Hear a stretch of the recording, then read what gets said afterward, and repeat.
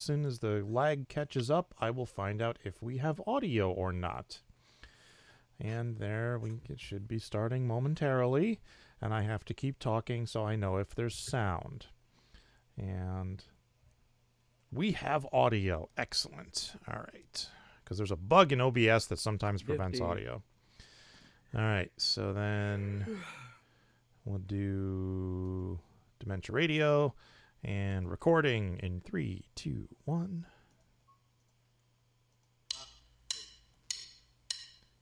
Why is that Recorded not? live. Why is that not doing the thing? Why is that? Hang on. That's okay. There we go.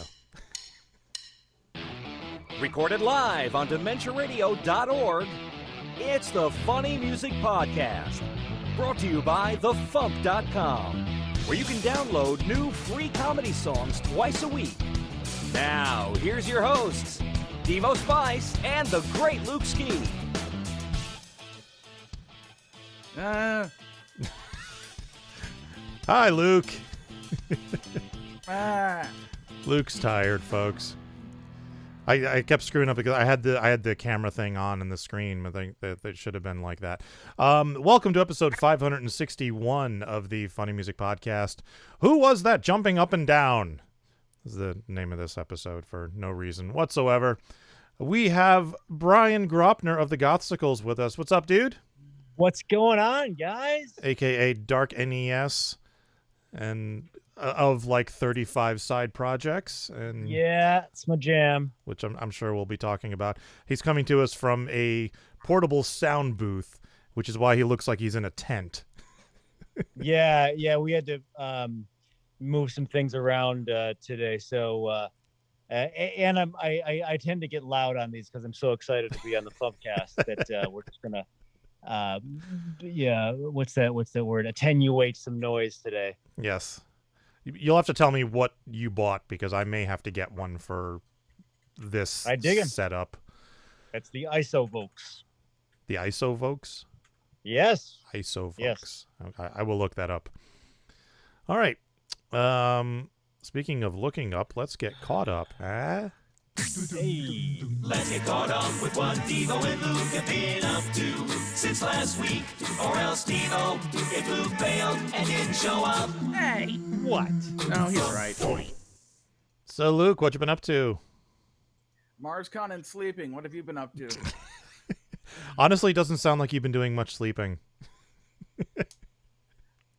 Well, I don't know. Do you want to save the big us talking about MarsCon for the end of the show? Sure. Yeah, we can do that. Yeah, basically. Yeah. Yeah. Okay. The only thing going on in my world besides MarsCon is I got my second vaccine shot yesterday. And I love that people are calling it the Fauci ouchie. I think that's that. So, in theory, in 2 weeks, I'm free. Probably gonna restart my subscription to AMC Stubs and go see movies again because that'll be nice. I'll still be wearing a mask and stuff, but at least with the vaccine, I feel safer going to movies. So yeah, that's really all I got. Brian, what have you been up to? I have been up to so much. Let me know if you. I will say, Animal Songs, the new Gothsicles full length, the first one in 5 years, is out now. It's doing really well. We'll get into that. I think for the track, just ran on my own festival called Squawk Stock for the record label I do now called Tiger Squawk Records. Got some live shows coming up, putting out some really exciting albums. Got a new EP out on the 90s grunge side project, Crudmouth, and just a ton of remixes and more side project stuff coming out. It's going to be great. Yeah, so you're keeping busy. I hadn't heard about the festival thing. That sounds interesting. Yeah, that was cool, man. It was sounds a little bit like what you were able to pull off with MarsCon. That looked great, but yeah, the online festival world is it was our second one, and it was really cool. I may have to rope you into helping plan FuMPFest. All right. Because people with experience are rare. So you posted a song from your aforementioned Animals album. Yeah.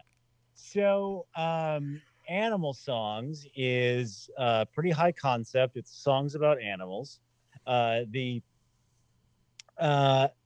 You know, how many times have you gotten the line like, "My kids would love you"? So I decided to sort of push it in that direction a little bit while still remaining industrial. And this is our first full length on vinyl, which people were excited about. Kickstarted in under 2 hours. Yeah. But if you ever put anything on vinyl, you know, there's only so much you can put on those big those big plastic discs. So superstar MC Lars did a guest spot on the track Axolotl Superpowers and went on this kind of insane just jaunt at the end of the track. And it broke my heart because like, I can't, this is now like 3 or 4 minutes past the maximum length of vinyl. And of course, if you ever met MC Lars, he's just the nicest guy in the world. And he's like, "It's okay, dude." And this has to go out in the world. What better place than the wonderful, iconic, long-lasting platform known as the FuMP? So you can get that now. Thanks so much. Here is Axolotl Superpowers, the MC Lars extended mix by the Gothsicles.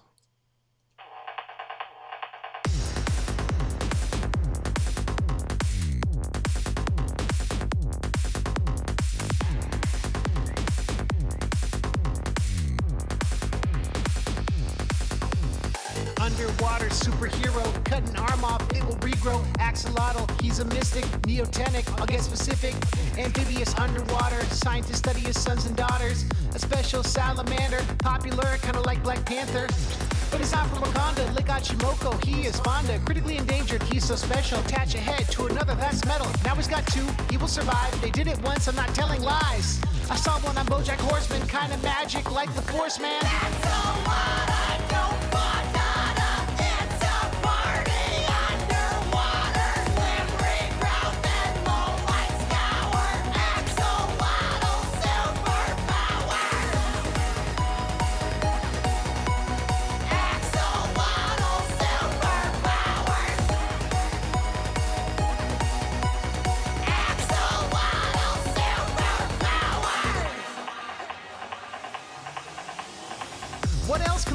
Do find a COVID cure. Maybe it's true, or stop forest fires out in Cali. Wish I had more of them around me. Mexican walking fish is not an actual fish. Sit back and watch the otany. They do exhibit metamorphosis. They never did it. Lungs outside their head are floating, but don't drop them. It's verboten. When they smile, it's cute as heck.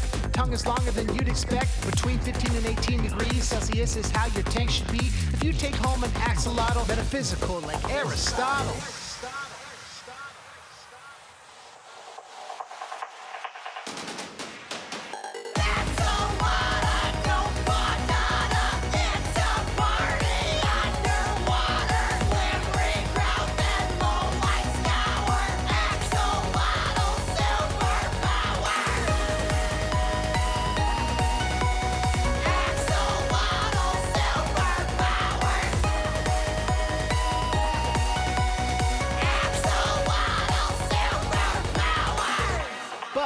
In all seriousness, the axolotl is critically endangered. This is due in part to the fact that Lake Chalco was drained as a flood control measure, endangering its habitat.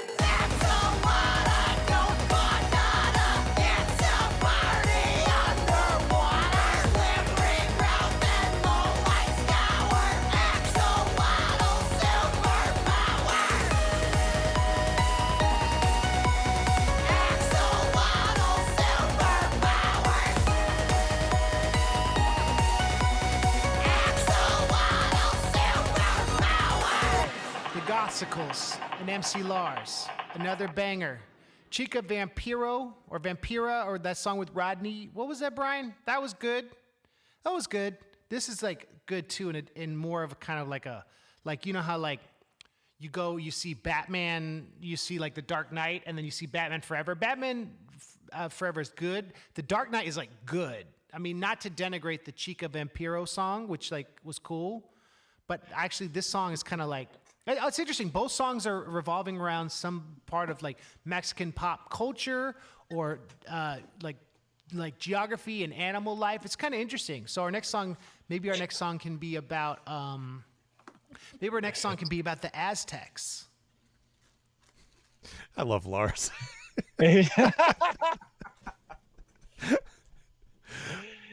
You see, like it was just bumping up against the limit. And I'm trying to figure out like maybe if I take the chorus out of this other song, I can get it on the album. And it just did not, those Tetris pieces did not line up. So thanks again for allowing me to put that out. Yeah. No, it's cool that we have like an exclusive version of the song up on the FuMP. So, you know. Yeah, it's a FuMP exclusive. That's great. So I don't even know where to start here. Why an axolotl and why MC Lars? Is that the first thing you think of when you think of an axolotl? Because those are those cute little things that are always smiling, right? Yeah.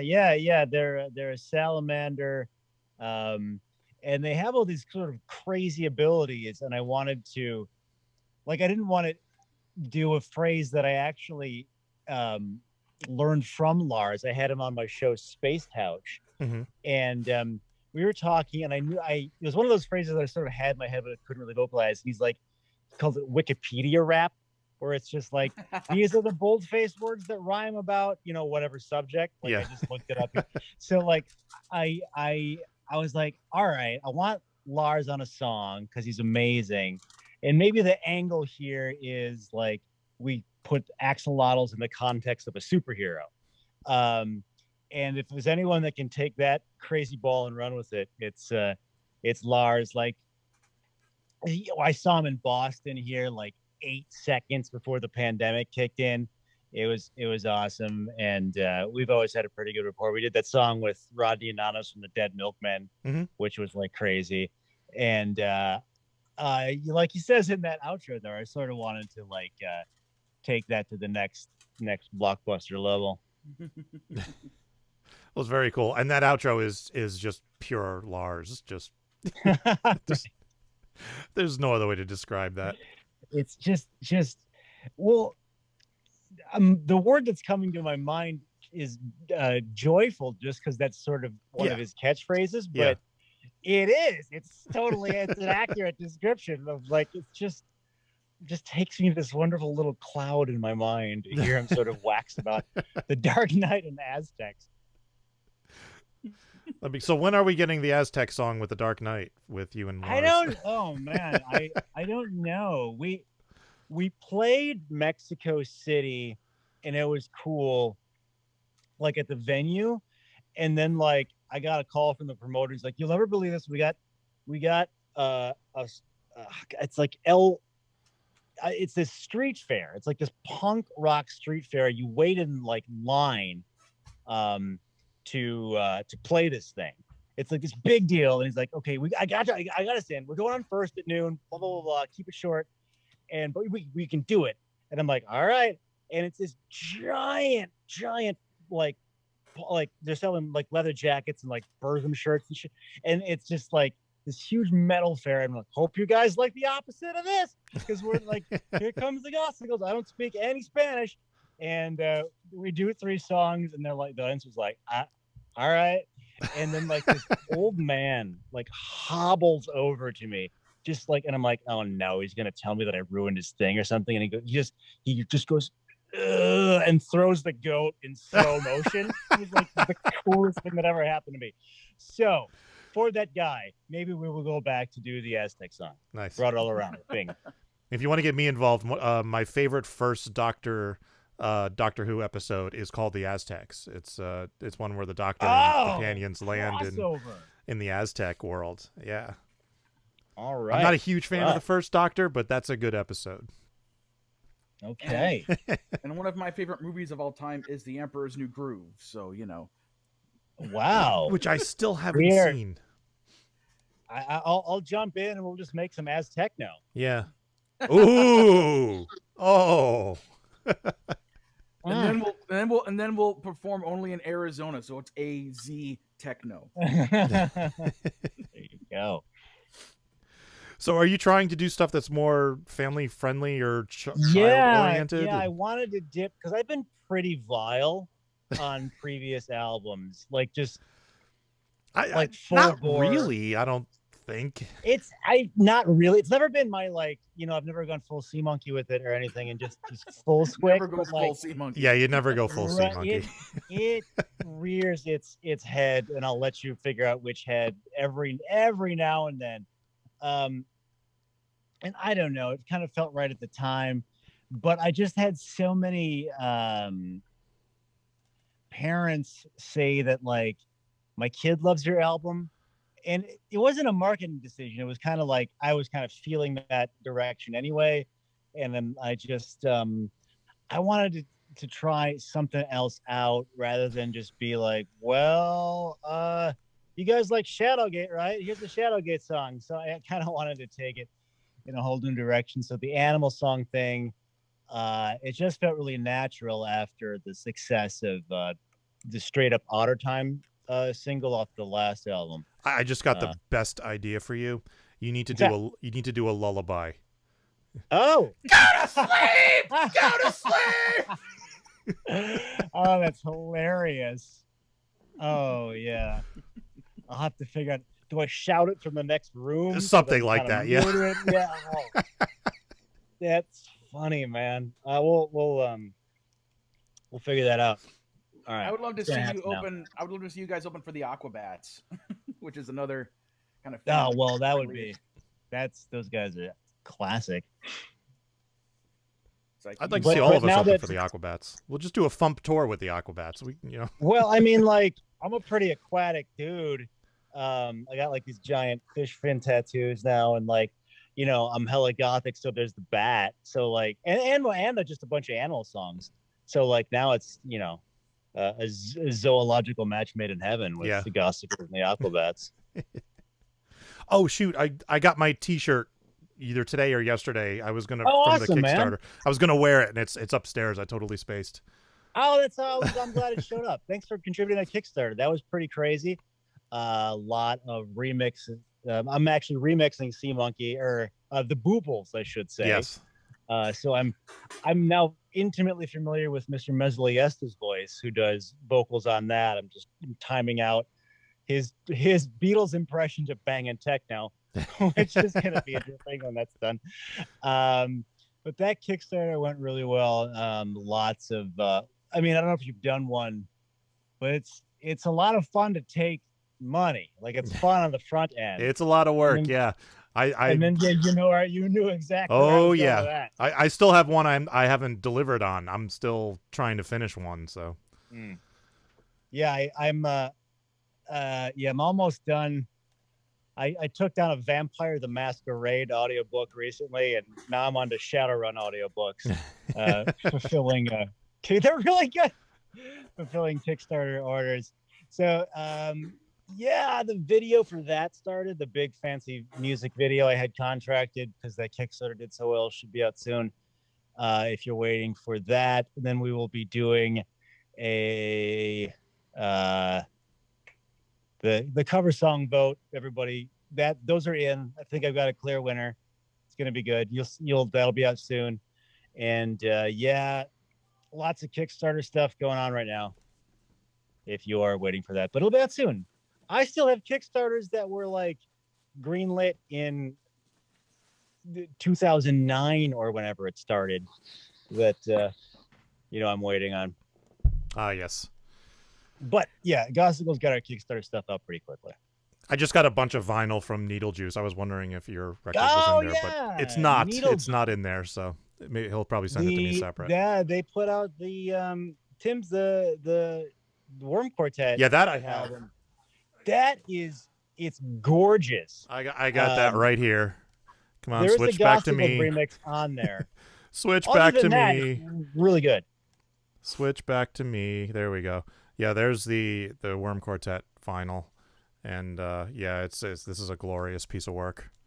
It's visually so appealing. It's heavy too. I think he must have done it. That's thick, yeah. and it sounds like a bunch of little analog angels beeping into your ears. Like it's really well made. Now, if I only had a record player. Yeah, I wanted to share something before Brian departs. So, can you set it up so I can share my screen? You should be able to just share your screen. I don't think it's going to screw anything up. So, it says host disabled, participant. Oh, screen sorry. I fucking Zoom. All right. Let's see. So while you're looking for that, the folks at MarsCon, back before they knew whether or not we were going to be having an in-person con or not, asked me to design the volunteer T-shirt. So I designed the shirt, and like the day after I finished the design, that's when they decided that it wasn't going to be in person. So it's like, oh, that's ducky. So instead of, because normally these things they make for free just to all the volunteers, but since we aren't really getting any income this year, basically they just set them up on I forgot which website it was for people just to buy, along with the regular guest of honor shirts and stuff. So can I share yet? I don't know how to. I don't know where the setting is. Is there? Go down to where it says share screen. There should be a. Well, it's disabled. It's disabled on mine. Share screen, full screen mode, maximize, maintain current size, scale to fit shared content to zoom, side-by-side mode, silence system notifications, share applications, share individual window. When I can share my screen in a meeting, automatically share desktop, show all sharing options. When I share directly to Zoom, automatically, and then advanced, limit screen sharing to 10 frames per second, show green border, block all other pop-up windows, use TCP, use hardware acceleration. There's no option. I mean, you know what? I can make you the host. Okay. Let's see what that does. So am I the host now? Okay, I am the host now. You are the host now. You should be able to share. So this was their idea, and I just executed it. This is MarsCon Forces of Darkness. That was the theme this year, which they picked long before they knew about the COVID thing. But they wanted me to draw the alien mascot for MarsCon, Snarky, as Emperor Palpatine offering cookies to somebody with the caption, "I volunteered, they had cookies," based on the whole come to the dark side. We have cookies meme. So that's what I designed, and you'll notice like the fade in the background like is fading out to purple because they told me it was going to be on a royal purple shirt. I'm like, okay, cool. So that's what the thing is, and I sent them the thing that also had like the clear thing so that the printers could do stuff. So take a good look at this shirt. Okay, that's what it looked like. All right, so now I ordered the shirt. It showed up Saturday night while I was doing it. While I was live streaming, and I did like it was during Beth's party. That's when it was, and I just did kind of an unboxing thing right then and there. So here is what the shirt looks like. Oof. So as an expert on all things dark NES, do you think there's kind of a little bit of a discrepancy on the gray tones that you just saw? Considering That's this what just you looks call a like misprint. This looks like a friggin' the Mask with like with handlebars. Is that an iron-on? It looks like you remember that scene in Neverending Story about halfway through where he's looking at paintings of things that he's done, and it's this kind of creepy scene, and then he sees like one of a wolf's head in a wall, and he turns around and oh crap, there's a wolf's head like coming in a wall. It looks like you got good Marc.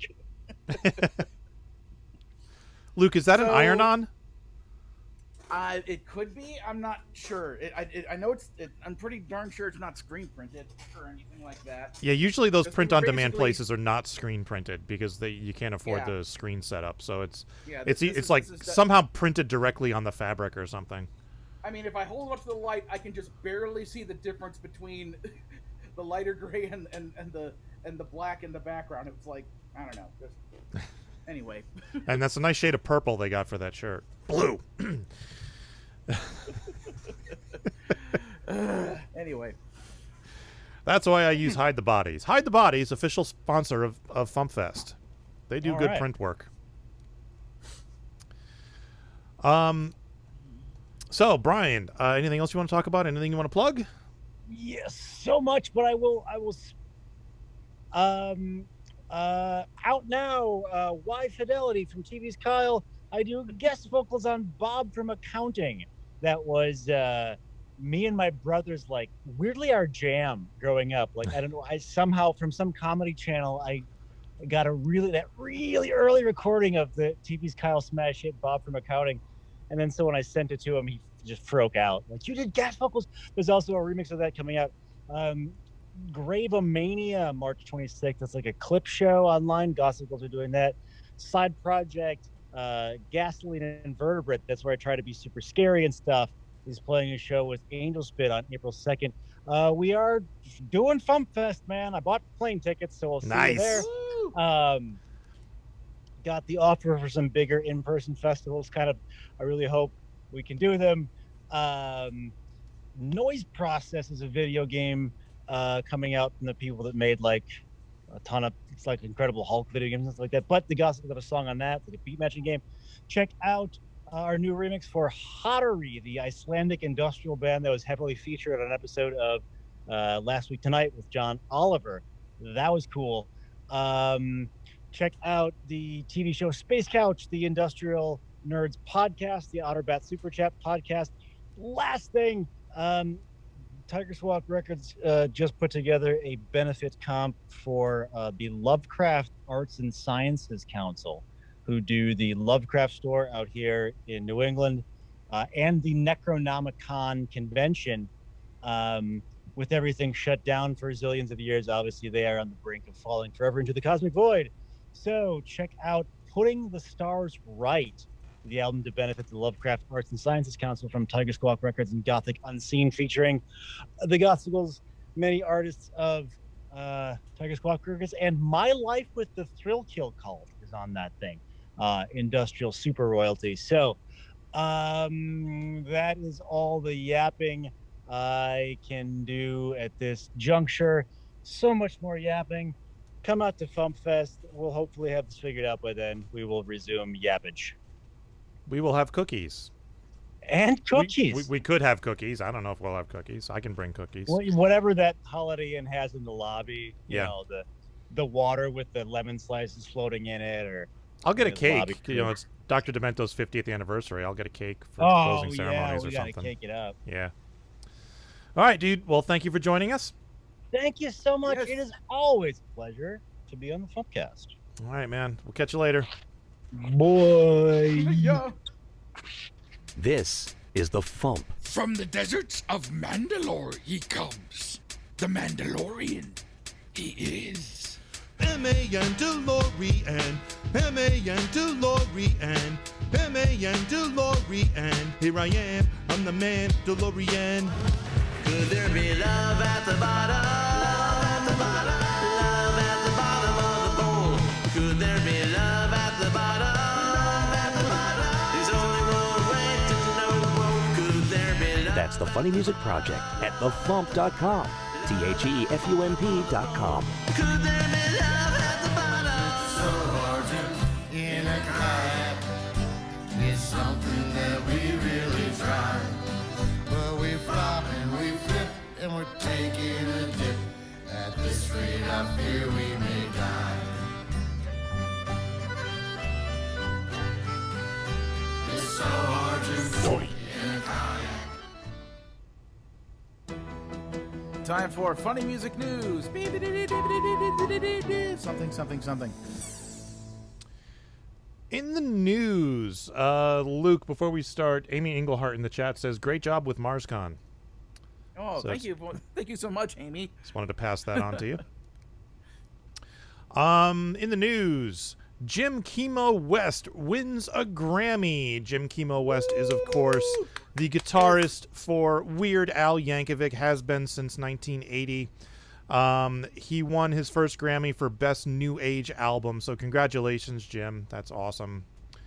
Somebody posted a link to his acceptance speech online somewhere. So if you search for that, I'm sure you can find it. TV's Kyle has a new album out. Fidelity is finally available on his Bandcamp page, which is tvskyle.bandcamp.com. So you can check that out. The whole album is only $5. $5 stinking dollars. It's 20 tracks. Lots of good stuff in there. I will have that added to the comedy music spreadsheet shortly. I had a busy day. I haven't had a chance to yet. And speaking of which, all the vinyl that's behind me, I'm going to add to the FuMP store. So keep an eye out for that. I will have the Worm Quartet album. There's a Lemon Demon album, and what the hell else?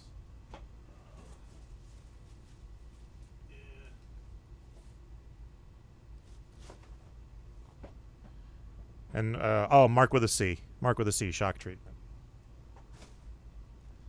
So there will be vinyl. And you know what I need to order? Boxes to ship them in. Because somebody ordered vinyl the other day. I had to make a box. So I'm going to buy me some shipping stuff. Now available in the FuMP store is the FuMP Volume 85. Yay! Here's a little preview of the cover with Ian eating waffles. Because I thought that was funny. My cat Abby is on there. And Abby's on the cover. Abby! I asked Ian, I was like, is that Waffles, the cat Waffles on the cover behind you? And he's like, no, that's Abby. And I was like, God damn it. Come on. You're eating waffles. There's a cat named Waffles in the house. How was he not in the picture? But anyway, because I was going to put a little arrow that says also Waffles, but didn't happen. So anyway, that will be shipping to subscribers on Saturday, and it's available for order now in the store, also available digitally. We grabbed a clip of TV's Kyle performing I Can't Feel My Legs at MarsCon 2021, at virtual MarsCon 2021. So that video is on the album as well. Yay. All right, hot breaking news right before we started. Robert Macfarlane's song My Opera Career's Over is a finalist in the International Songwriting Competition in the comedy music category. He says, hey folks, my new single My Opera Career's Over has reached the finals in the 2020 International Songwriting Competition out of 26,000 entries. I need your help to victory and world domination. All you need to do is head over to the following link and vote. Songwritingcompetition.com. The actual link is, there's a tilde in it. Songwritingcompetition.com/people's voice category -6. I don't know. That's the link. If you just go to songwritingcompetition.com and search around the various categories, I'm sure you'll find it. And remember, you can vote daily, so please check in and vote for My Opera Career's Over your morning coffee every day, as he says. So good luck, Robert, and we'll check in on the other side. And Rand Bellavia's IndieGoGo for his solo album, which we talked about last week when he was on the show, is up to $2,640 out of a $4,000 goal. So he is over halfway there. So if you haven't yet contributed, you can go to IndieGoGo, search for Rand Bellavia, The Tips of My Fingers. All right. That's it. That's all I got. You got anything else? Well, this is kind of part of the whole story of what happened at MarsCon was I was trying to put together what was going to be happening for the Comedy Music Smackdown concert at the end, and I was keeping it to, primarily to the acts that had already been there, because I didn't want it to turn into like a big open call thing because we only had like a half hour to fill. But I did want to see if anybody else wished to, of our kind of main returning regulars, wanted to, do something. So I asked Carrie about her and Alex and Alexanne, and she submitted 3 very short songs from Alexanne, which when me and Kyle and Lindsay were all together watching him, they found those songs to be quite humorous. And then Chris Mezzalesta was basically saying like, well, why don't we just do like the whole kind of rickrolling people with the corned beef and cabbage thing again? I'm like, okay, I guess we could do that. I don't know, but I just kind of felt like, well, we've already done that so much, But and then I was driving around, and then suddenly I was like, wait a minute, he has a sequel called Red Beans and Rice. So if we're gonna do that bit, let's do it with the new song.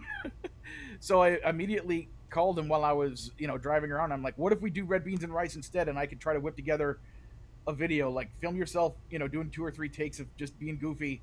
I'll edit together a video, and I'll because my skills with animating have gotten quicker with Flash and all that stuff, so I could get the little cartoon guys happening. And then of course I thought to myself, well, I should try to get a bunch of other people in on it too, so it's not just Chris. So I sent off a big email update, which was or email message to a whole ton of people, which was mostly ignored due to how last minute it was. Yeah, sorry, I was going to do something, I just didn't have time. But I got a decent handful of it, so that basically, and then of course I decided to enlist the help of the COG to do another, to specifically reference FuMPFest, that they are breaking into yet another transmission. So we went from Alex Ann's songs into the COG taking over, into right when they press the button to start doing their big thing, their big song, Drumbot and Dr. Pinkerton and Dr. Z. It suddenly goes like and shifts over to Red Beans and Rice and stuff like that. So the only thing that I wasn't able to get done was the actual animation of the cartoons, and I'm deciding to blame daylight savings time, because I was up till about what technically was 4:30, and if the hour of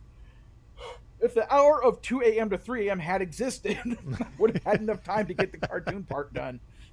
But I'm also at this point in my life where it's like I probably can pull all-nighters, but I've just kind of hit this point where it's like I know how bad it is for me, and I just shouldn't. So at 4:30 I went to bed. I set my alarm for like 8:30 so I could try to get up and get it finished, and I just ran out of time. So when we premiered it at MarsCon, the little cartoony things weren't there, but the rest of Chris and us being silly for the duration of the song, and then cutting back over to the COG, who are stuck doing the dance, all worked quite well. So yeah. So basically, after I had some time to recover, I went to finish up the cartoony part and then get it done. And I sent it off to Chris last night, and he posted it today, which is kind of funny because yesterday was St. Patrick's Day, so we posted corned beef and cabbage, and then today he posted red beans and rice. So the point is, you can go to the Power Salad page of Power Salad's channel on YouTube, and you can see the music video for Red Beans and Rice, which I directed, edited, and animated the little dudes for. And DarkNES makes an appearance in it, as do I and other cool people. So there you go. That's the news. All right. I don't remember. I didn't see that posted anywhere. I'll have to look. Then again, I had a busy day, so I haven't been online much. Tour dates. On Sundays on YouTube, Escape from the Secret Lab featuring Dr. Pinkerton. On Thursdays online, Steve Goody. On Fridays online, Carla Ulbrich. And coming up on the 20th online, Phil Johnson and Roadside Attraction. And birthdays. I should have put this on last week, but I guess I mathed wrong. Yesterday, the 17th, was Marc Gunn's birthday, so happy birthday, Marc. Woo, Marc. All right, now I have a pre-recorded interview with Joe J. Thomas for his new song, Have You Killed Me? So here's that, as soon as I can figure out what the hell window I need to be in front. There it is. All right, here's Joe J. Thomas.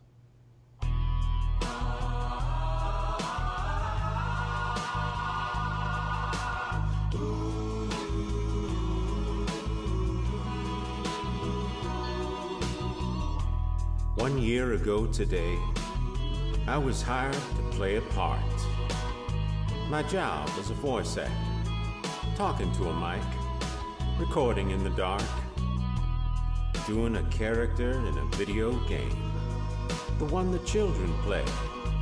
For me, it was just another gig, but they play that shit every day. They all follow me online. They seem to know my name. I get likes and comments, but it still doesn't ease my pain.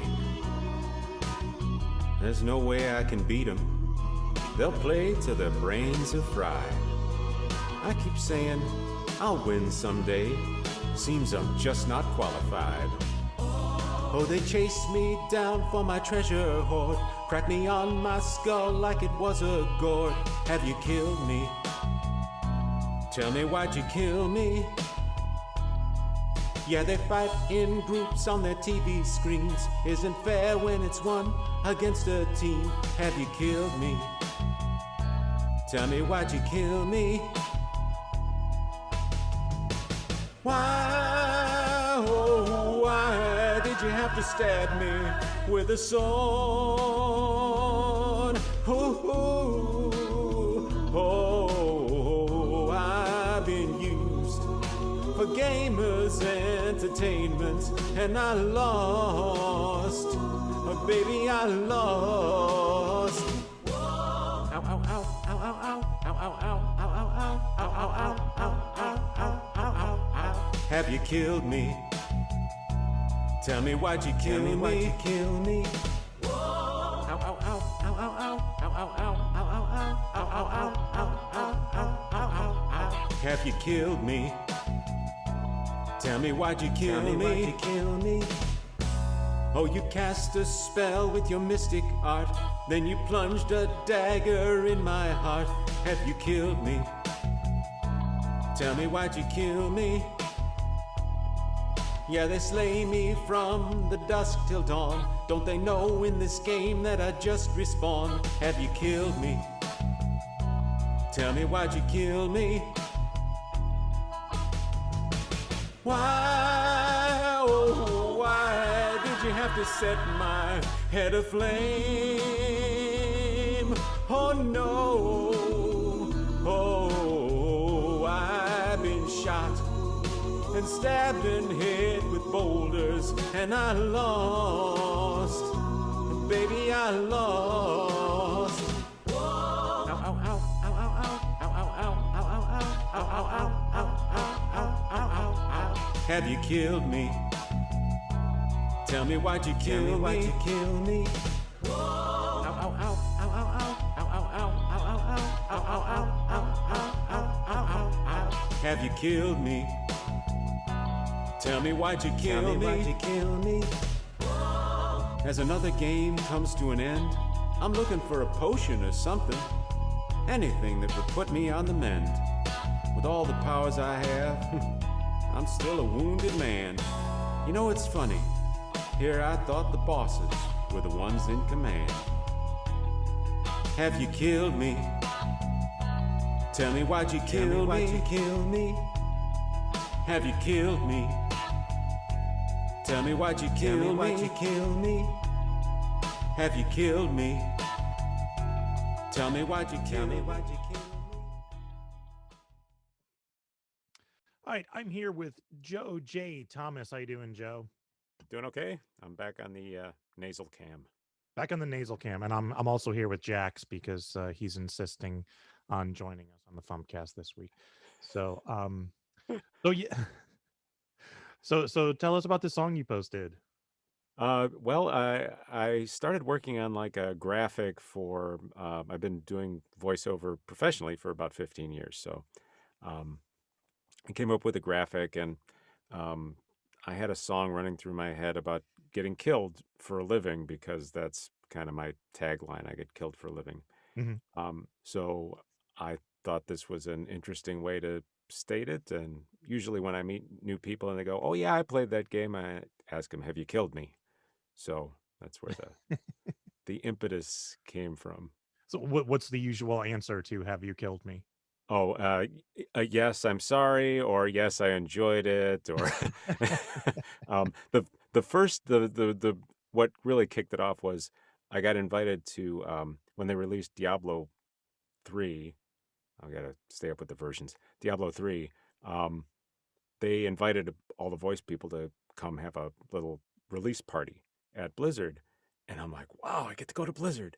And apparently they were like, wow, we get to meet voice actors, which I did not expect. And so one of the QA guys came up to me. We were like signing posters for him, and he's like, "Oh, you're Leoric." I'm like, "Yeah, I am, Skeleton King." He said, "Yeah, we ran some statistics in QA. You were killed over 700 million times in the first couple weeks." Like, How am I supposed to process that? Is that a thing I'm supposed to be happy about? Got to be a record. That's something you put on a business card. Killed over 700 million times in 1 week. Yeah. So I figure that's what I do from now. I just get killed for a living. So. And you decided to wrap that all up into this little song.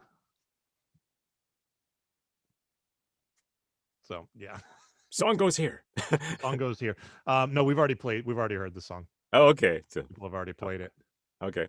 Yeah. So little bit of this, a little bit of that. I played it for my wife first, and she said, "Oh, it's nice. It's kind of a ballady thing. I really like the ow ow ow part."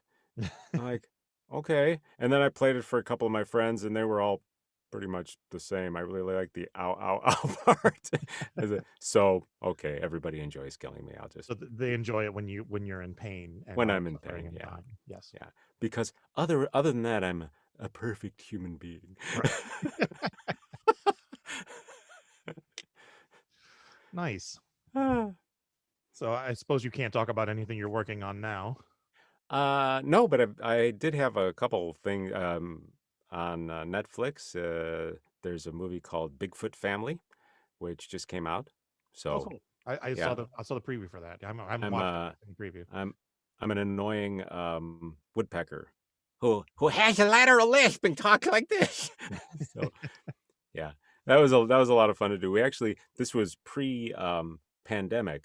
So they actually got everybody in a room to record it, which is unusual for animation these days, unless you're, the Simpsons or somebody like that. Yeah. Well, that's cool. Yeah. So have you got watched that, the and movie? then, Have you watched the movie?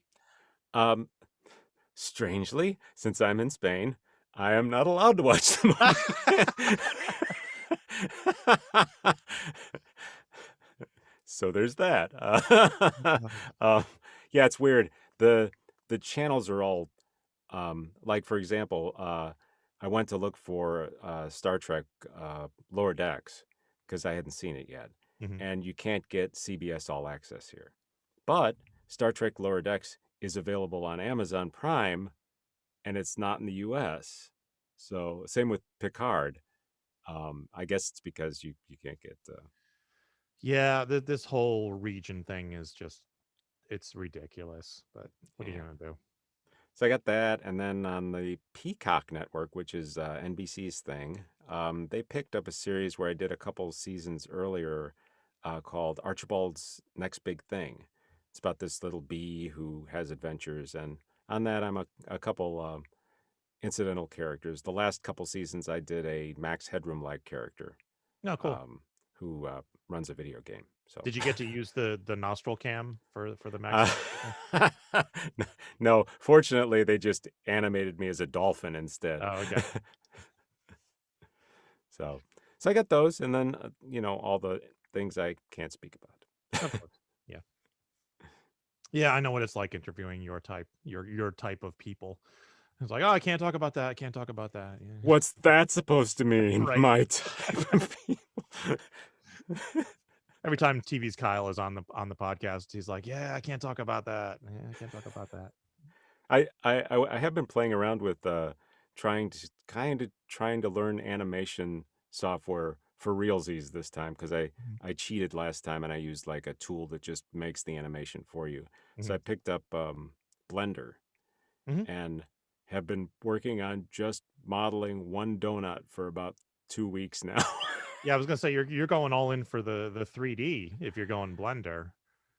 Yeah. So okay, it's a learning experience. I am learning quite a bit, but I don't have any aspirations that I'm going to suddenly burst into the animation scene.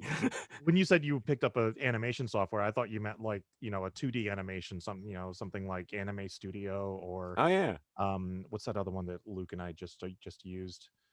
Crap, I forget. Some iPad drawing one. It's really good, and I can't remember the name of it now, but it's all 2D animation. You said Blender. I'm like, oh, he's going after Pixar. Okay. Yeah.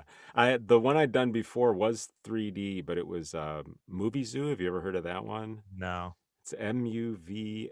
I don't know if it's even for sale anymore, but it's it's pre-made characters. You can change things about them, like their outfits and their hairstyle and things. And then instead of actually animating them, you direct them. So you move them around, and then you move their heads and their eyes and things. So that was my last attempt, and I looked at it and I said, that's okay, but working with an actual piece of animation software, I realized just how little control I had over things. Yeah.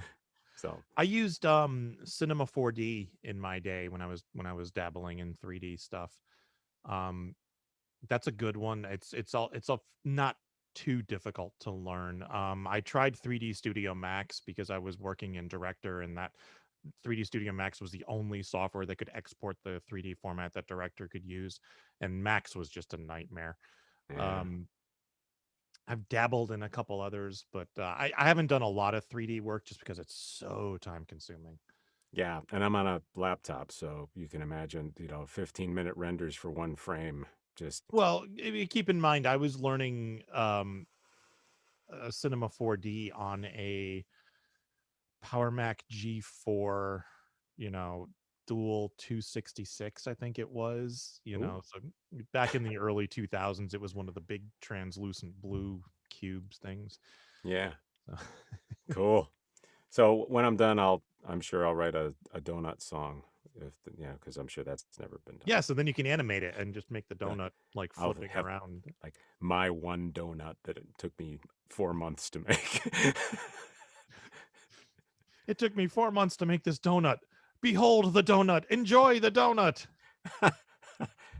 I told an old theater friend of mine that I was working on the donut for the past 2 weeks. He's like, you could just learn to cook a donut and take a picture of it in less time. Yeah. Ah. Hi, puppy. Ah. Yes, you want to lick my windscreen? Hello. All right, so he's telling me it's time to go. Okay. Do you have anything you'd like to plug? Just my usual stuff. You can find all my zaniness at joesdump.com. All right. Cool. Jack, you have anything you want to plug? Aw. What do you want to plug? I'm going to He try wants to a get him to fire bark plug. at me, and he's not going to bark at me. He's... Yeah, I know. All right. Well, thank you for joining us. My pleasure. We'll catch you next time. Okay. Later. Making the internet absolutely ridiculous. Dementia Radio. www.dementiaradio.org. Port 8027. Please hang up and try again. This is the part where there's feedback. Feedback. Feedback, that segment of the show we do about now? Feedback. Feedback. Feedback.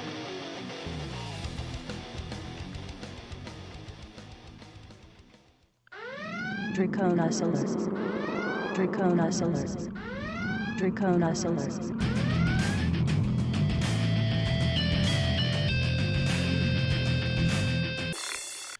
Draconis wrote, so which, if any, of you performers are wearing pants for this podcast? I am. I am too. I've had on pants the entire pandemic. They're not always go outside quality pants, but they are pants.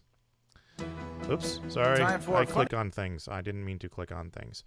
Do you want to do teasing, or do you want to talk about MarsCon, or how do you want to do this?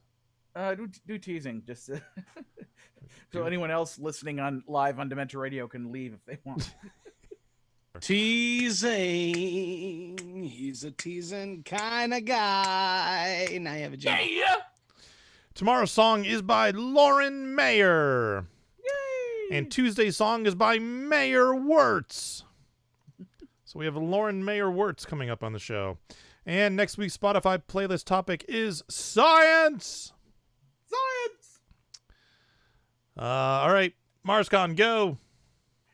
Well,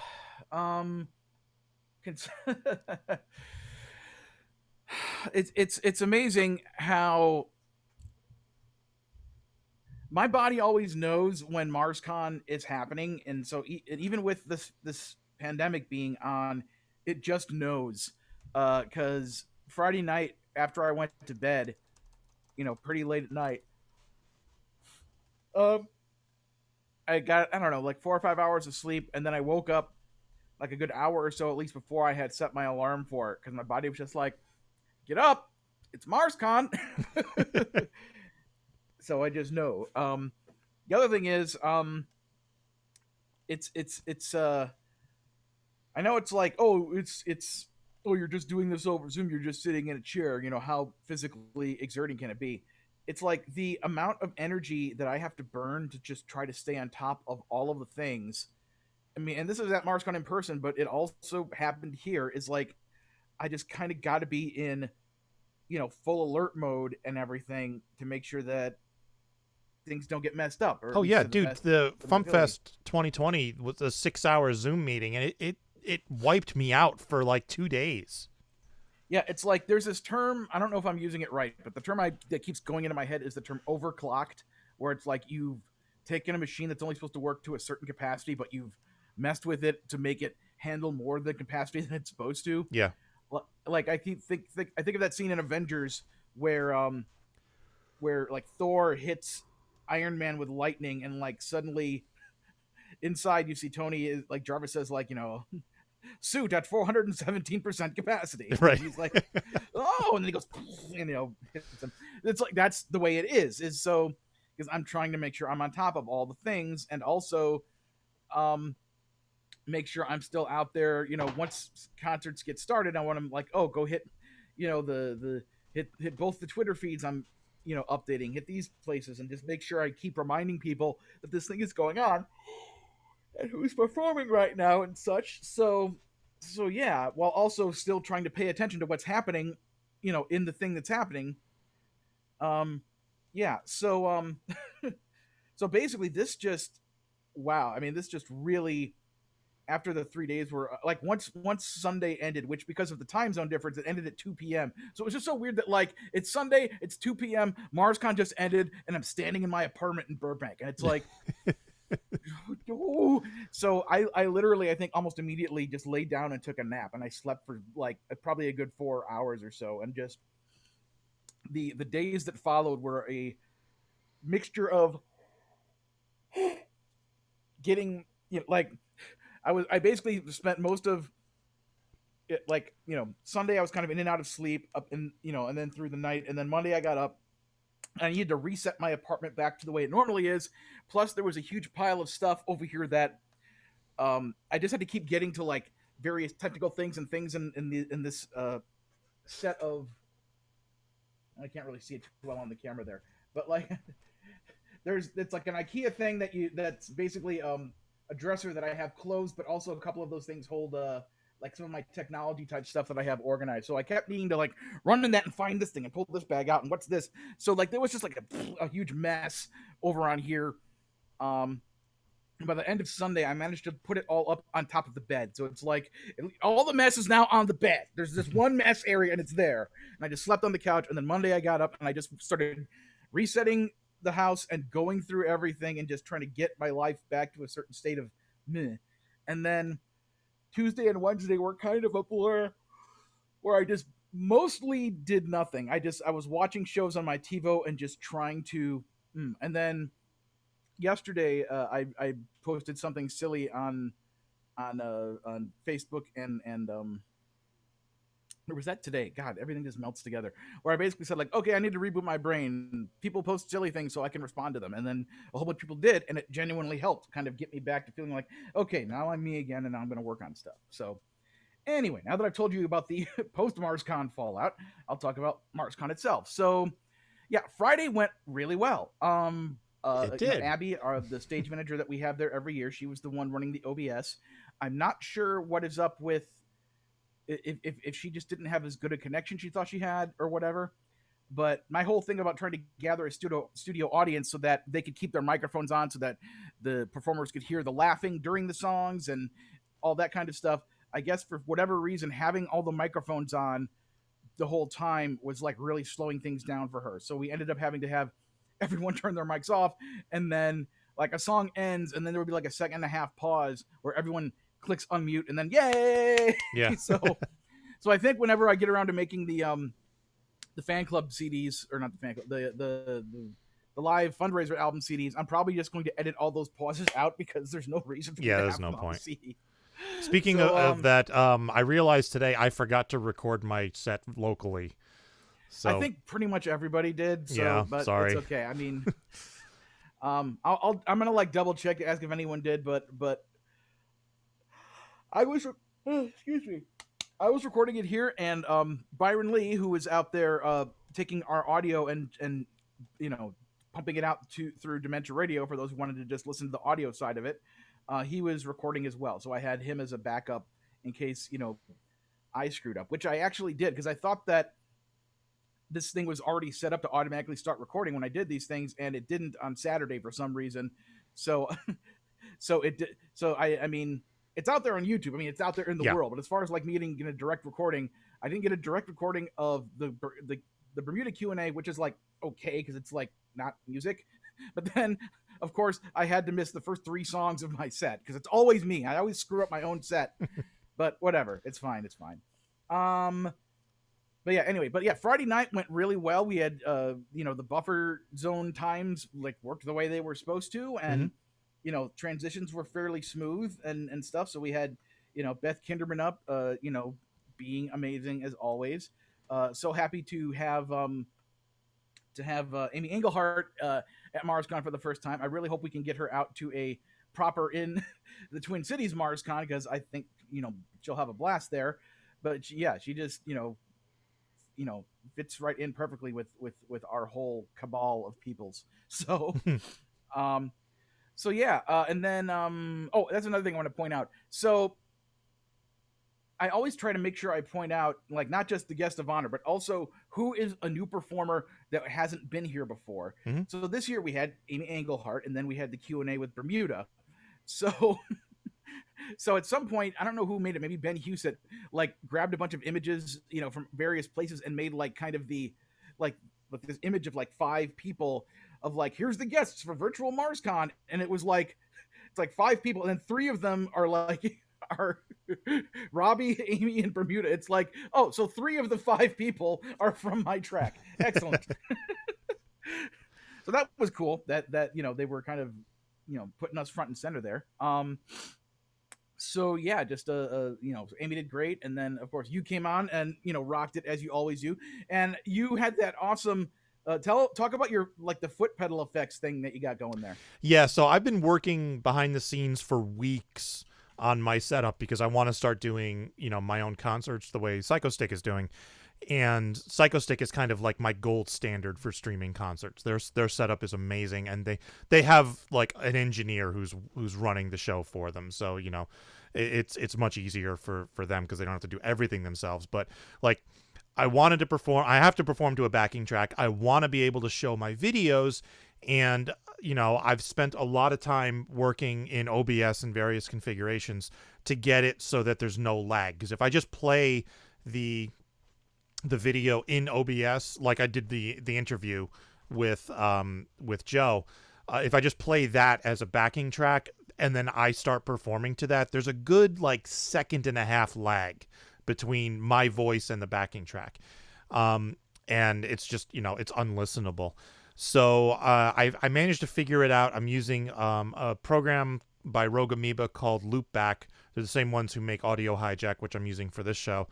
And Loopback allows you to create a virtual audio device. And then I used the audio from VLC for where the videos are playing, and the audio from my mic. Well, not this mic, and created a virtual audio device out of that. Fed that into OBS as the sound input. And then I had a window capture to capture the video from VLC. And that is a little out of sync, but it really kind of doesn't matter. It's not like there's lip sync happening. It was most noticeable during Dinky McDiddly Boots because there's a lot of like on-screen text happening, and if it's a little behind the vocals, you notice it. But it's not bad.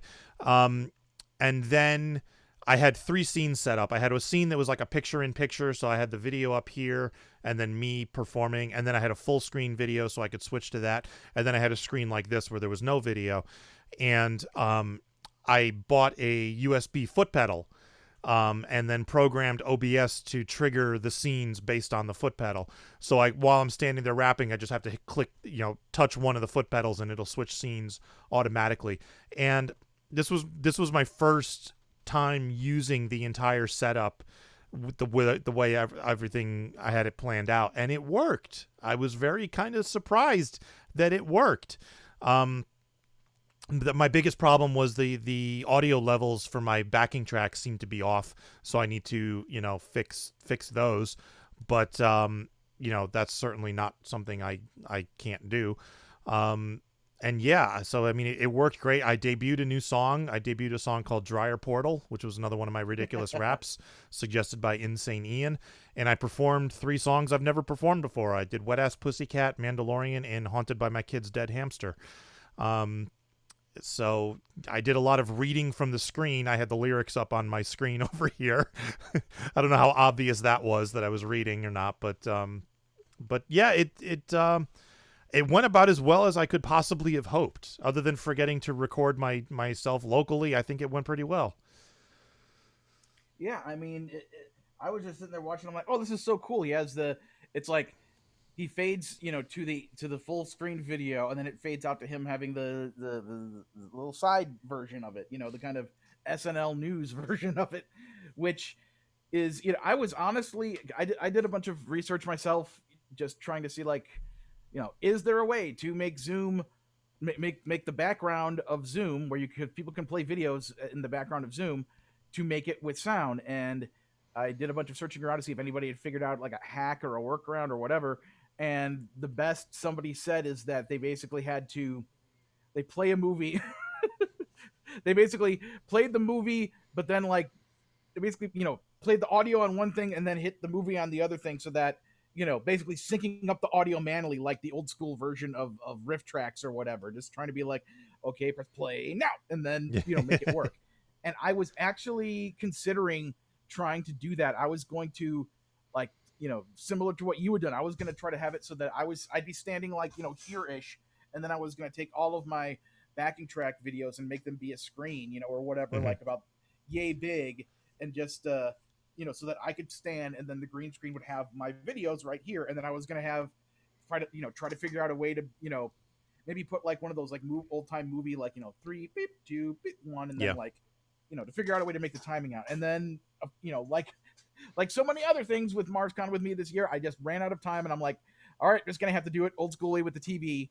Not what I was hoping to do, but whatever. I have literally run out of time. So I think for my setup, another idea I've had, and I don't know if I want to do this or not, is set up a green screen so I can have the video playing full screen behind me, which won't work for a lot of videos, but for things like Dryer Portal, it'll work, because you'll just see the looping dryer, and then the socks come flying in. And then I also want to have a video playing in front of me somehow, so you can have the ghost of the hamster actually float in front of me. But that will require 2 videos in sync with each other. And because, one's playing behind me and one's playing in front of me, and the one in front of me would have to be keyed out with a green screen, and the one behind me will be keyed out with a green screen. I don't know if my computer can handle 2 keyed videos on top of each other, compositing them. But it would be interesting to try to get that working, for a future performance. So I may look into that and see if I can do it. I have an idea for how to do it, because I'm doing something similar with my kids' swim meet. I have an overlay that shows the lanes and stuff with the kids' names in it, and then when I switch to the other scene, it that overlay disappears, but the event stays here in the bottom corner, and it's a web page that is actually really tall, and on scene 1 I'm showing the top half of the web page, and on scene 2 I'm showing the bottom half of the web page. So I'm wondering if I can do something similar with a video, and where I can render the video really tall and then show the top half in front of me and the bottom half behind me, or something like that. So I may play around with that. That's cool. Yeah, so okay, back to Friday. So excellent. Love the new songs. Just friggin' awesome. It's like when you started, it's like, here's a new ridiculous rap. I was like, Is it one of my suggestions? Is it one of my suggestions? No! That's still an awesome song. So, and then, of course, we had Shoebox of Worm Quartet, and he was wanted to make sure that I knew, because apparently this wasn't communicated fully or successfully at FuMPFest, is that the way he has his setup, and he really does not like doing these kind of streaming concert things. It's it's understandable. It is a hassle. But the way he has his sound set up is that he can't. It's like once he's like in the mode of he's doing songs and stuff now, he can't hear any of us saying stuff back to him. So if we're trying to say, if for whatever reason we're trying to say things to him, he can't hear us until he gets to a certain thing where he can turn over and like do a thing and I guess flip a switch or do a whatever and be like, "Hi, I can hear your voice now," and whatever. So he kind of specifically messaged me once or twice to make sure, like, yeah, I want to make sure that's the situation. I'm like, okay, thank you. and yeah, he did a great set as well. And his son Steve showed up to be a part of the show, which was really cool. So and he also he did a thing during his set that I used on the back of the FuMP video. If you can see that, it says, "Stop reading things on my wall and pay attention to the concert, asshole." And the reason I use this is because nobody noticed it during his concert because it was too small in the background and blurry. So I don't think it was legible. That's it. So yeah. So, but I made use of it, so it did not go to waste. Yeah. So then Saturday we start off with the 1 hour interview with Bermuda, and we did get enough questions to fill the hour between that and us going through a bunch of the photos from his book. And me and Steph, I just think it went well. It did. Steph was nervous that like myself or John or the both of us were gonna like start kind of picking on her or like trying to embarrass her or whatever. Just okay. I don't know, just kind of like like the whole "my baby's in love with John Bermuda" thing. Oh, like, right, yeah. Because I wrote that song as a joke gift thing on her birthday, like way back during like touring with Scissors and stuff.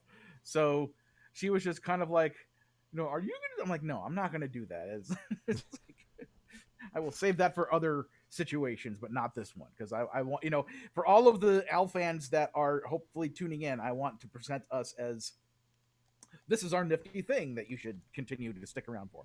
So, but yeah, it's like, things went really well. Oh, and that's the other thing. John told me that, I don't know if it was later that same day or whatever, but he went to check, like, whatever his Amazon thing is for book sales. And like, he got a ton of book sales after, nice. Like just after the interview ended. So that made me really happy. And he messaged me and Stephanie to tell us that. And Steph's like, well, you can come out to Minneapolis and just have a bunch of your books shipped in advance. And, so yeah. So I'm really happy with how that went. And then I did my concert, which, okay. So there was the brilliant idea was that myself, Ilnage, Garrett, and TV's Colin Linda, it's like, oh, we're all our own little pod here.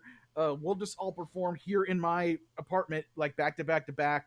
I'll use the same equipment and that'll be really easy. It's like, well, despite us having done a sound check like the previous Thursday, it's like once we got back into the setup, it's like suddenly a bunch of things weren't working that were working the other day. And it was just really frustrating. And it, basically ate up all of our buffer time, which is, I know what it's there for, but I still like to try to keep things, going as smoothly as possible. So, I got pretty frustrated with things. It wasn't a huge deal, but I cut I had a couple short songs that I cut from my set just because I'm like, okay, I don't want to prolong this any more than it needs to be. But yeah. And another thing was adding to the list of things Luke didn't get done. There was at least one, if not two, new songs I was going to do for my show this year, and I didn't do it. In fact, one of them was going to be the FuMP track going up this past Tuesday, and I just hit a point where it was Friday night after MarsCon had ended, and I have a backing track that I could have used to record it, to perform it with, but I literally had not yet started writing the song. It's a parody, so I had like the original lyrics on sheets, and it's like, and I just emailed Devo, and I'm like, I'm just gonna give up my slot because I know it's not in my best interest to try to stay awake for the next 11 hours to write and record this song just for the sake of having a new song. So that was, kind of a bummer, but And instead, you get the Gothsicles. Yeah, with MC Lars, which is honestly like one of those great chocolate and peanut butter matchups. It's like So yeah, what was I thinking? So yeah, and the other thing was because I had asked around to people, I did like that poll of what a certain batch of songs of mine, and the criteria for that batch of songs were things that hadn't been that tracks of mine that hadn't been included on one of the fundraiser compilation albums yet, just to kind of narrow it down. And so I did Small Round Yoda, and then I did I think 5 of those tracks. So yeah, so it was cool. Then after that, we went into El Neige, and once we got him all set up, he started rocking it. I get a lot of great comments about him, and I was trying to like keep on top of. I mean, there was the Zoom chat, then there was the Discord chat, which I didn't even try to go into. I mean, there's the Zoom chat, there's the YouTube chat where people are leaving comments, and then there's the Discord chat. Discord chat, I was like, screw it, I can't even with that. I'm too busy overclocking about these two things, and even the YouTube thing I was mostly ignoring until like things happened that made it necessary for me to check in on it, and I was just mainly looking at the Zoom chat, which was like our studio audience people. And so I made sure on Saturday before I clocked out for the end of the day, to like copy the whole thing. And then I went through it and I like whittled out all the stuff that was me and Abby talking to each other about tech that were just people's positive comments. And I just emailed it to Garrett and Colin, Lindsay and Robbie, just so it's like, hey, I want to make sure you saw these awesome comments in case you missed them. But lots of positive feedback on Garrett. Like somebody, I can't even remember. It's all a blur. But I distinctly remember people saying, "Whoa, this guy Garrett is awesome. I'm glad you're introducing me to him. I'm gonna go check out all the stuff." So, and then of course there was Kyle and Lindsay, who are always amazing. And us trying to, once we got our Frankenstein set up to work in some capacity, it's like, okay, well, their cue cards are over here. My computer's over there. Yeah. So we finally got it going, and I was like, I was just over off the side of the screen, like, trying not to be seen. And then until we got to where it's at, and then I was like, okay, well now I'm sticking my head in because gotta get a booyah. And I was like, okay, I'm not getting in this nearly good enough. So then after the first course, it's very obvious if you watch the video. I snuck down just to get in the front so I could pop up like booyah and everything, and be obnoxious because that's what I do. And then we got into Robbie's concert, and Robbie again, just he's so talented, he's so amazing. And and I should mention this for those who heard Robbie, was that last week or 2 weeks ago he was on last week the FuMPCast. Last week, yeah. So that whole My Girl's Wet Ass Pussy song that he kind of knocked out there for us, he has recorded it and he has submitted it in the FuMP demo trench, and it is glorious. It is so good. it's amazing. It really is. I've had it stuck in my head since I heard it. So it's like it. I mean, not that I'm trying to like make not like a New Year's resolution, but a general life resolution to not be overly concerned with Dr. D's top 10 anymore in the Funny 25, but just every so often I'll hear a song that's like, oh, that's number 1 of the year. I mean, I certainly hope Knuckleheads, Peed in My Pants, does well. I think it will. But like hearing that, it's like, oh, it's WAP and My Girl's Pussy. It's like Barry's gonna love this. The fans are gonna love this. See, I don't know if he's gonna play it. It might be too like sexually explicit for the Dr. Demento show. I don't know. I think he'd probably save it for like the very end of the show. Maybe, yeah. He does like, we got things, save it for after the closer. But then once he plays it, it's going to be on the top 10. It just is. It's just, that's the way it works. But yeah, Robbie was awesome and amazing. And he had a special surprise guest, which I knew about, but I had to try to keep a lid on, was Jake Dewar showed up to be a part of his concert, including Robbie wrote a new song about performing at conventions, which has references a ton of nerdy things. And then after performing that, he brought on Jake Dewar and basically paid him for this service of he was trying to get a whole bunch of suggestions from the viewers via the YouTube chat of other types of nerdy things that weren't already mentioned in that song, so that Jake Dewar could go away and like speed write like 3 more verses of this song about performing at conventions for Robbie to then perform by the end of the show. And that was just so much fun and so great. So thank you. Yeah, unfortunately, I Plus- missed that because I had to leave for I can't remember whether I was leaving to go to my son's swim meet or coming home from my son's swim meet. But I missed a large chunk of Saturday because I was actually streaming my son's swim meet, because that's all still virtual now too. So I'm streaming it so the parents can see it. So I have cameras set up and stuff. And so while I was at the swim meet, I had my phone off to the side with the MarsCon videos, watching it while I was streaming the swim meet. So, but I did miss bits and pieces of it. Yeah, and the awesome thing is, for those of you who don't know, all 3 days, because we broke up each block into the Friday block, the Saturday block, and the Sunday block. So it's like 3 hours, 4 hours, and 3 hours. And once our live stream on YouTube ended, it processed or whatever, and then it got put up as an actual video. So if you missed MarsCon, you can go back and see all of it, all 10 hours of it. And I did some posts about it, and I even went through and figured out where like the beginning of each concert was. So if you wanted to jump to a specific time code, my marker was when I introduced people. It's like, the Needle Spice. And once I get to that, like, it's like, okay, that's the marker when the concert officially started. So that was great. And then Saturday ended, and I once again immediately went to sleep on the couch. Ended up sleeping a little longer than I had planned, and because I was planning on going to Beth Kinderman's Space Oddity Music Circle, and I woke up, I got on there a little bit, and then Saturday was also my roommate Erica's birthday. So she, it's like the way it worked out with her job with the alternating weekend days that she has to work. She ended up having to work on her birthday, so she was going to be busy till 6 p.m. anyway. But even with that being the fact, she was still like, I can't believe you put those concerts on my birthday. It's like, I didn't pick the weekend. I have no power over things like that. So, but yeah, so basically she got home from work and she wanted me to give her a ride over to Garrett's place because for some reason, I think they were going to do something the next day and it would be easier for her car not to be there. So I popped in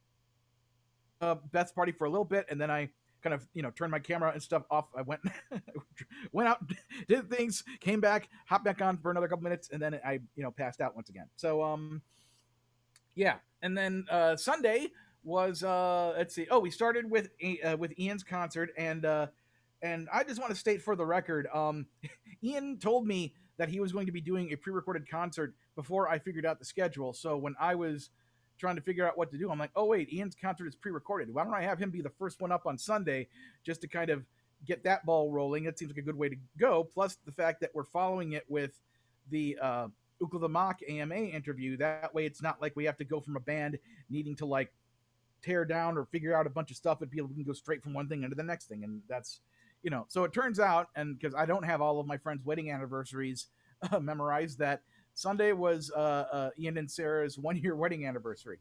So basically it's like I didn't intentionally put him on Sunday to be a dick. I was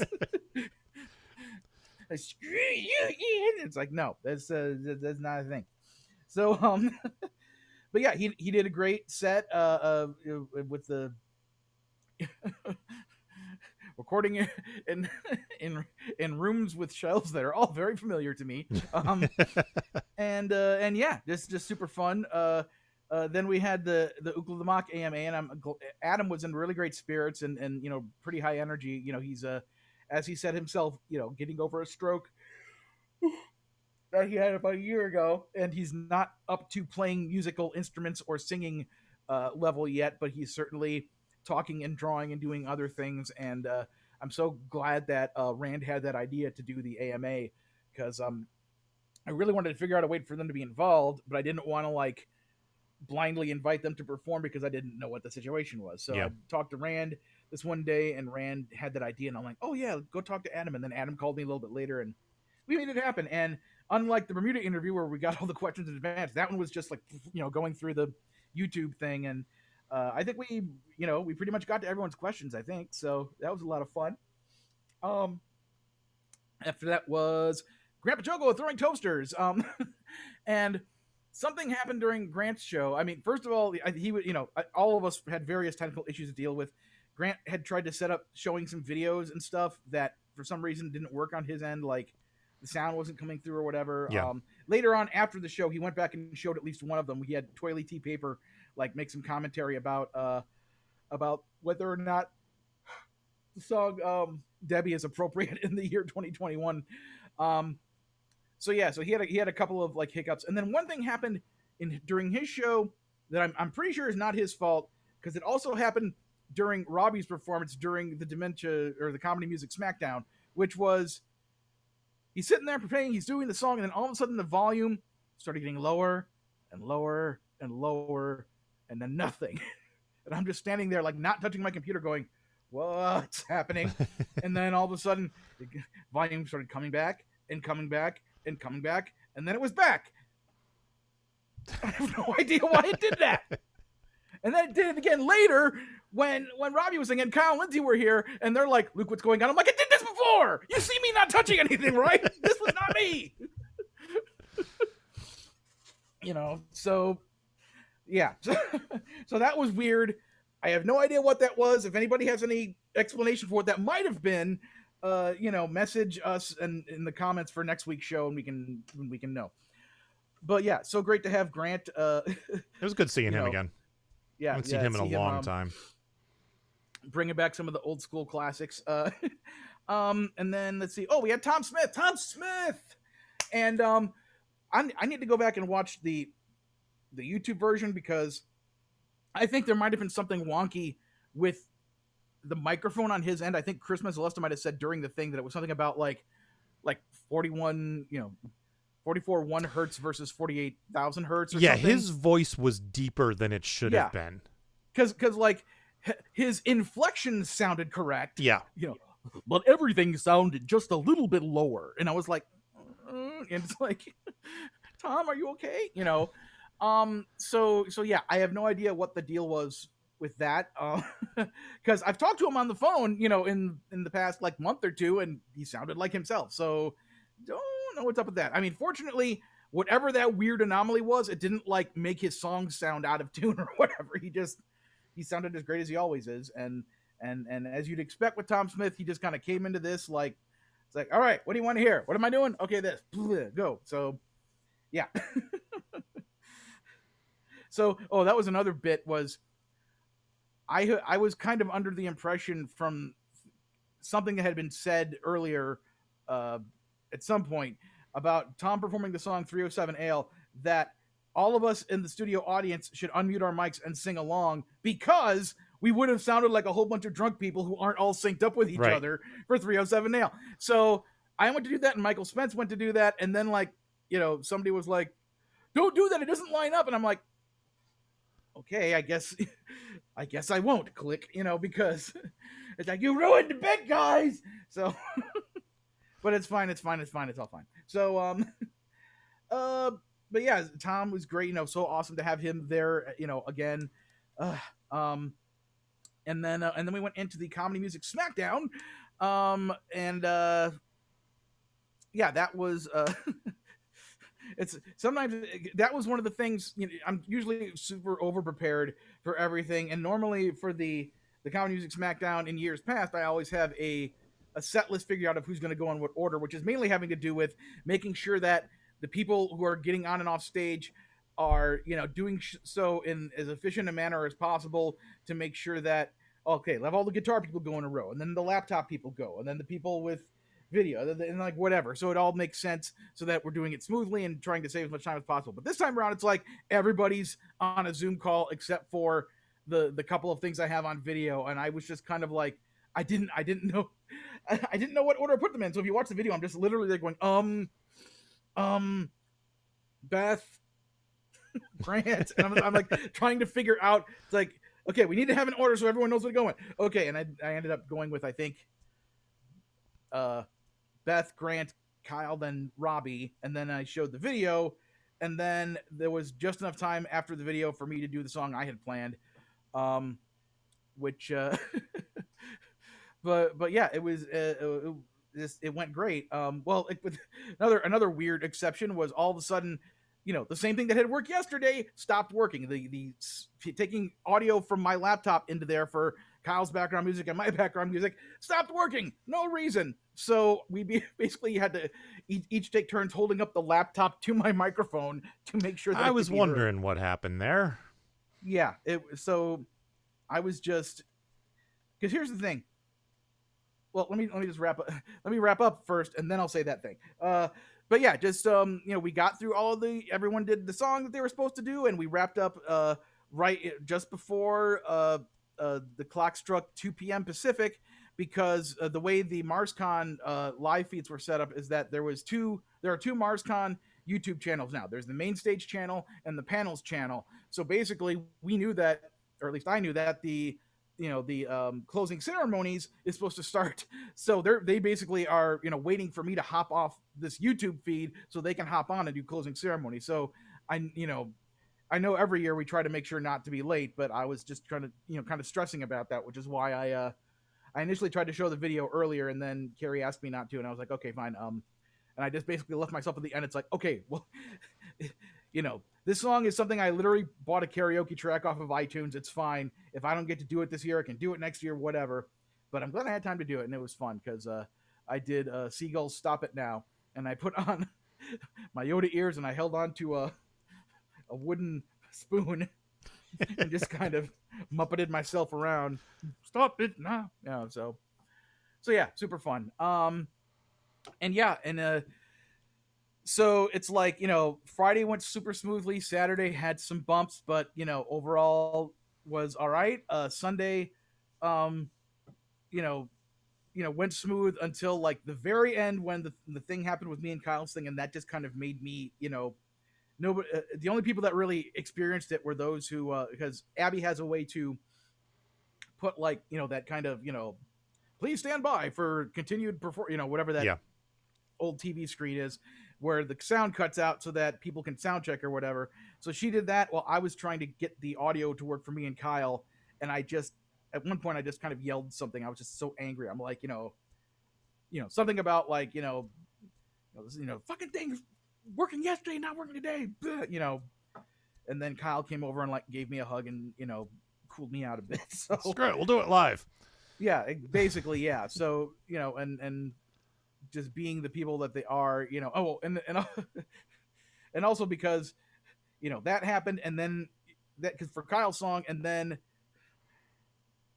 we watched the video of Alex Ann doing her songs, and like the second song, about once it finished, I just turned to them like the instant I heard this song, I'm like, I want Kyle and Lindsay to cover this song.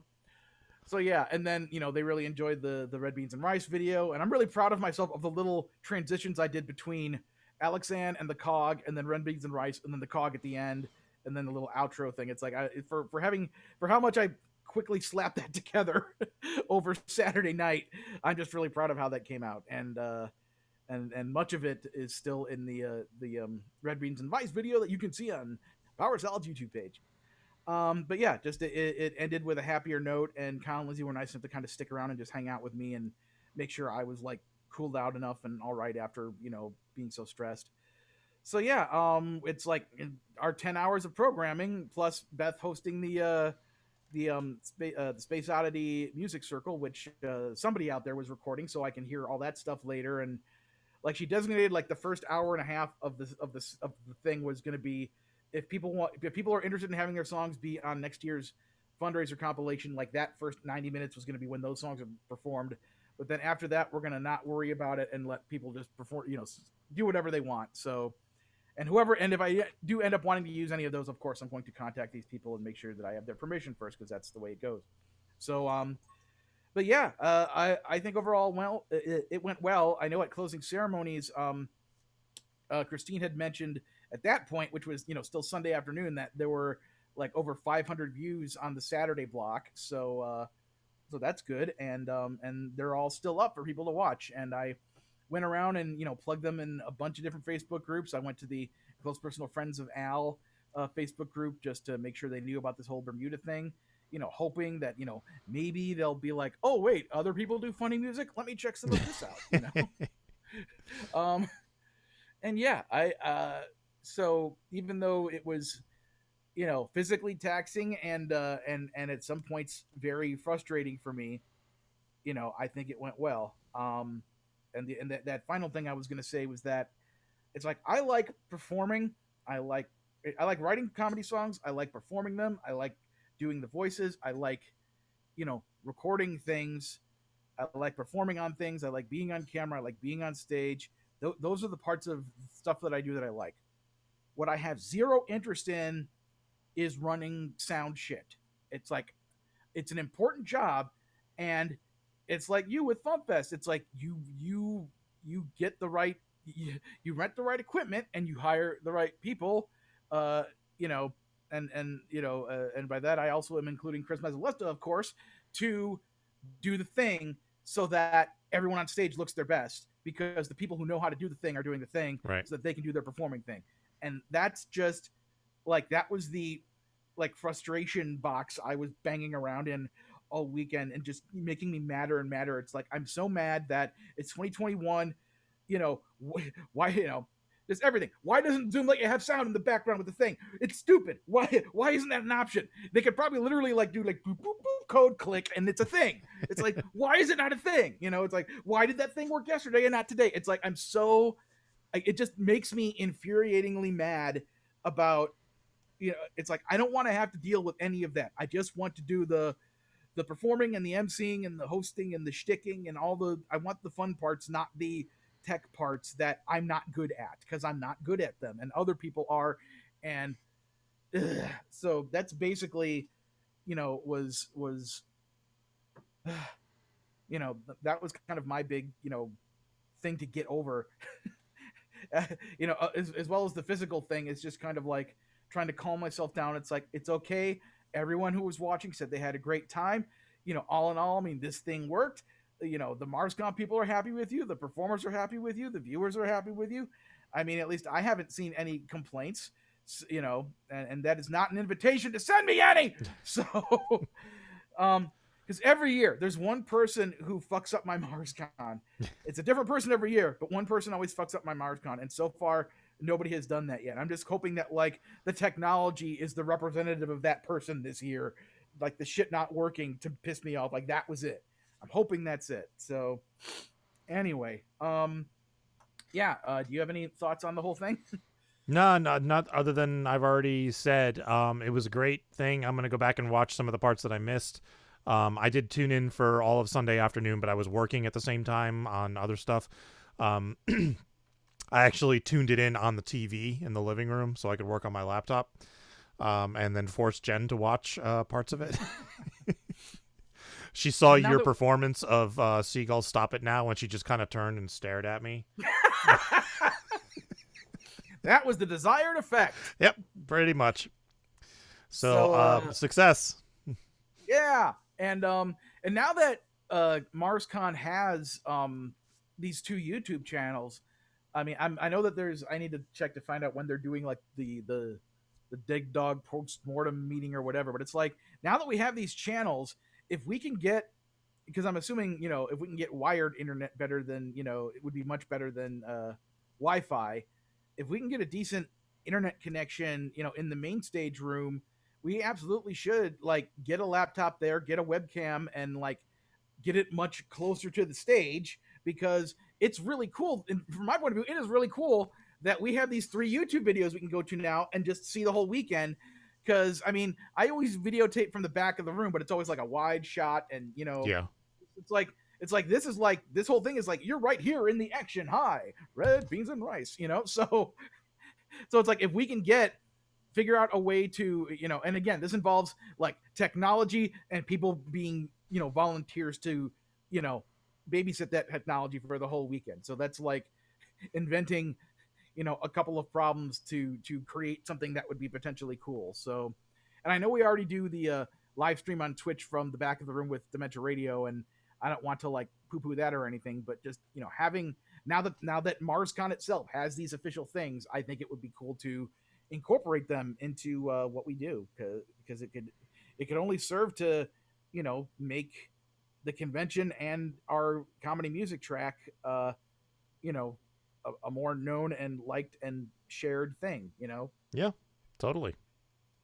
Anyway, so we did the teasing already, didn't we? We did the teasing already. We have nothing else other than leaving. So cool. Well, thank you all so much, everyone who came out to MarsCon, and you know, I know lots of friends out there I haven't talked to too much, like Kiki, and I know Jared's out there. I know Ken was out there. There's like so many people out there. Janice, just, you know, I really appreciate all you guys coming in and checking everything out and being a part of this weird, crazy thing that we do. So yeah, thanks for submitting questions. Thanks for being a part of the AMA. Thanks for, you know, submitting silly fandom things for Robbie's song. Just, you know, just thank you so much, because, you know, I'm trying to do this for everyone in my life that I love, who loves this weird stuff that we do. Because that's what it's all about, man. Because I sure as hell I'm not making any money doing it. So what do I got to do? Put out a vinyl? Hi, it's Luke Vinyl. It's orange. You buy it. Anyway, I'll shut up so we can end the show. All right. Thank you for listening to the Funny Music Podcast. I'm Devo Spice. I'm Luke Ski. And DarkNES and Joe J. Thomas were here in some form. Peace, Cuddles. Thank you for listening to the Funny Music Podcast. You can listen live every Thursday night at 10 p.m. Eastern, 7 Pacific at DementiaRadio.org, and join us in the chat. Or subscribe to the podcast feed. Look us up on iTunes and be sure to leave us a review. Feedback for the show can be sent to info@thefump.com. The Funny Music Podcast is a production of Fidem Interactive, LLC, released under a Creative Commons share-alike license. Tell your friends. Tell your enemies. Shout it to random people on the street. And be sure to visit thefump.com for the latest funny songs. Tune in next week, where you'll hear Luke Ski say, I'm on the side of science. Yeah.